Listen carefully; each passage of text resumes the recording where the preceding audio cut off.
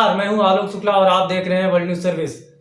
आज हम आपको बताएंगे यूपी के सीएम योगी आदित्यनाथ के राजनीतिक करियर से जुड़ी कुछ अनसुनी बातें। लेकिन उससे पहले एक नजर आज की हेडलाइंस पर। पीएम मोदी पर राहुल गांधी का कटाक्ष, पुराने भाषण का वीडियो जारी कर कहा शुक्रिया। महाराष्ट्र के सीएम उद्धव ठाकरे ने ली विधान परिषद की शपथ। प्रियंका गांधी के 1000 बसें भेजने के प्रस्ताव को सीएम योगी ने दी हरी झंडी। पलटवार करते हुए दागे तीखे सवाल।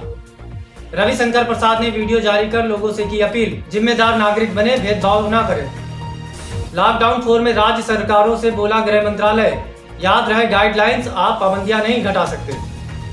चक्रवाती तूफान अम्फान ने लिया विकराल रूप, स्थिति पर चर्चा के लिए पीएम मोदी ने बुलाई बैठक। कोरोना को लेकर भारत समेत 116 देशों के कटघरे में WHO अंतर्राष्ट्रीय सम्मेलन नाथ से। पीएम मोदी ने इजराइल में नई सरकार के गठन पर दी बधाई, नेतानियों ने किया धन्यवाद। देश में कोरोना संक्रमितों की संख्या 1 लाख के करीब पहुंची। 36,824 लोगों ने इस वायरस से जीती जंग। यूके में पाक मूल के मंत्री ने दाऊद इब्राहिम के गुर्गे हनीफ के प्रत्यर्पण में रोड़ा अटकाया, भारत का अनुरोध ठुकरा।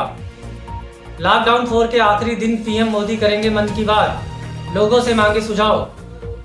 आरोग्य सेतु ऐप को लेकर केंद्र सरकार का बड़ा फैसला, जारी की गई गाइडलाइंस। पूर्व प्रधानमंत्री चंद्रशेखर के जीवन पर बन रही है film the hero of the emergency Chandrashekhar, जिसमें अभिनेता का किरदार गुजराती फिल्म के सुपरस्टार राकेश पांडे व फिल्म निर्माता मुकेश पांडे हैं। आम आदमी पार्टी के संजय सिंह का बीजेपी पर हमला, बोले इनके शासित राज्यों में मजदूरों की हो रही है पिटाई। ईद की नमाज को लेकर दारुल उलूम का फतवा जारी, कहा ईदगाह की बजाय घरों में पढ़े नमाज। सीएम शिवराज ने इंदौर में फंसे प्रवासी मजदूरों की वापसी के लिए ममता बनर्जी को लिखा पत्र। दिल्ली कांग्रेस प्रदेश अध्यक्ष अनिल चौधरी हिरासत में लिए गए, मजदूरों को बॉर्डर पर छोड़ने का है आरोप। अफरीदी ने पीएम मोदी के खिलाफ उगला फिर से जहर, तो गौतम गंभीर ने किया पलटवार। नितिन गडकरी बोले प्रवासी मजदूरों का संकट सबसे बड़ा दुर्भाग्य। माता वैष्णो देवी के भक्तों के लिए खुशखबरी, यात्रा को फिर से शुरू करने की तैयारी। अब समाचार विस्तार से।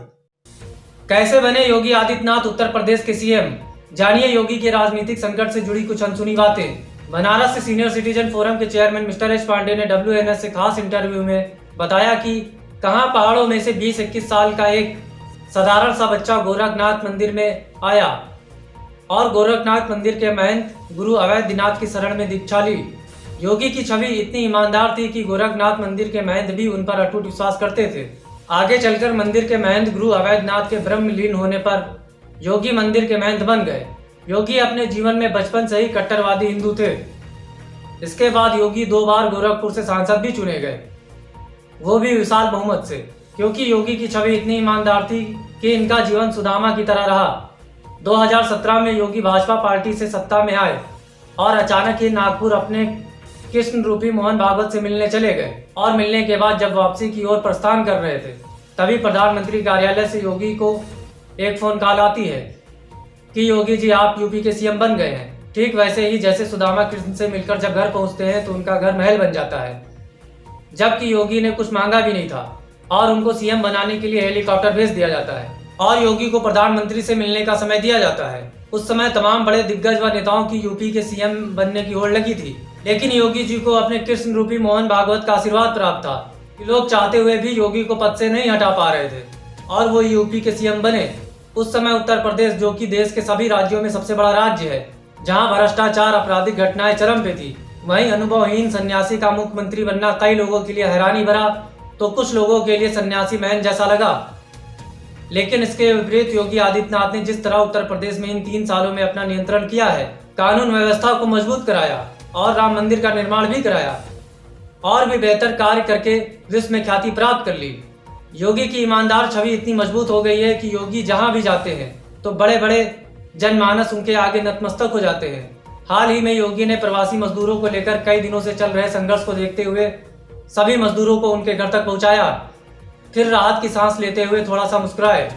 परंतु वर्तमान में उत्तर प्रदेश के मंत्रिमंडल में कुछ ऐसे भी प्रशासनिक अधिकारी व मंत्री हैं जो भ्रष्टाचार से लिप्त हैं, जनता की मदद व सुनवाई के लिए रिश्वत पैसा लेते हैं और योगी के शासन को धूमिल कर रहे हैं।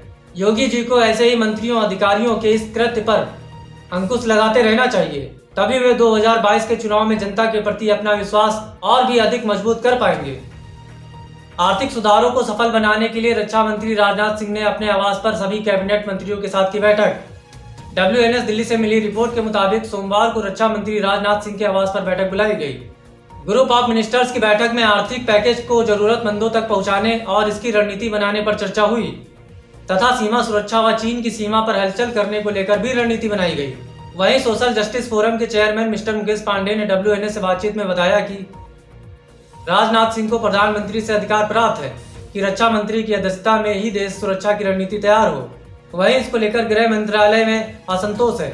मिस्टर मुकेश पांडे ने आगे बातचीत में यह भी बताया कि रक्षा मंत्री राजनाथ सिंह महाराणा प्रताप के वंशज हैं और वे पाकिस्तान चीन के खिलाफ आसानी से मोर्चा संभाल सकते हैं क्योंकि उनके अंदर राजपूताना खून है, जिससे प्रभावित होकर सीमा पार से मिल रही चुनौतियों को राजनाथ सिंह ने स्वीकार कर लिया है और उसी पर कठोर जवाब देने की योजना भी बनाई जा रही है।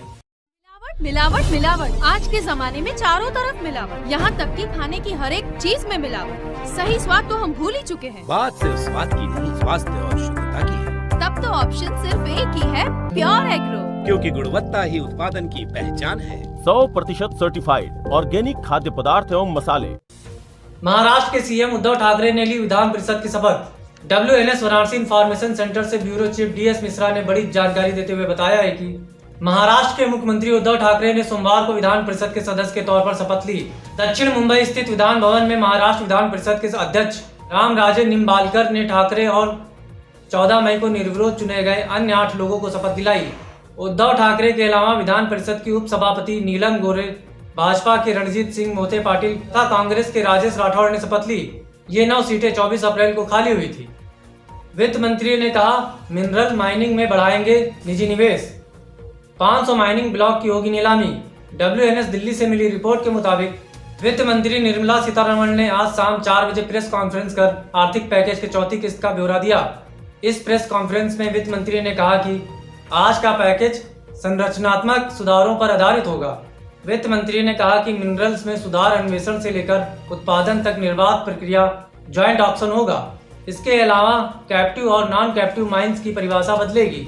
एक मिनरल इंडेक्स बनेगा, 500 माइनिंग ब्लॉक की नीलामी होगी। आत्मनिर्भर पैकेज अडानी, वेदांता, टाटा पावर, अनिल अंबानी की रिलायंस को मिलेगा बड़ा फायदा। WNS दिल्ली से मिली रिपोर्ट के मुताबिक वित्त मंत्री निर्मला सीतारमण ने चौथे चरण में जो कदम उठाने का ऐलान किया है उससे कई बड़े उद्योग घराने लाभार्थी होंगे।